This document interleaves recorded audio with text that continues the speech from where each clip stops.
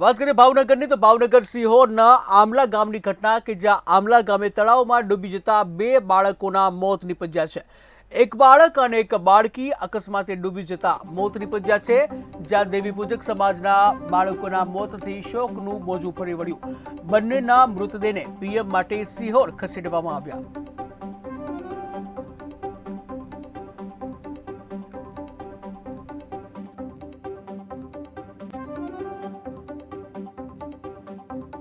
ભાવનગર સિહોરની આ ઘટના છે કે જ્યાં 2 બાળકી ડૂબી છે, ત્યારે ભાવનગર સિહોરના આમલા ગામે આ ઘટના બની હતી અને જ્યાં આમલા ગામે તળાવમાં ડૂબી જવાથી 2 બાળકોના મોત નીપજ્યા છે। આ 2 બાળકોમાં એક બાળક છે જ્યારે બીજી એક બાળકી છે। આ બંનેના અકસ્માતે ડૂબી જવાથી મોત નીપજ્યા છે, જ્યાં દેવી પૂજક સમાજના બંને બાળકોના મોતથી જે શોકનું મોજું ફરી વળ્યું છે। પરિવાર માથે જાણે આબ તૂટી પડ્યું હોય તે રીતના દ્રશ્યો। ત્યારે હાલ તો પરિવારમાં શોકનો માહોલ છે, ત્યારે બંનેના મૃતદેહને પીએમ અર્થે સિહોર ખસેડવામાં આવે છે।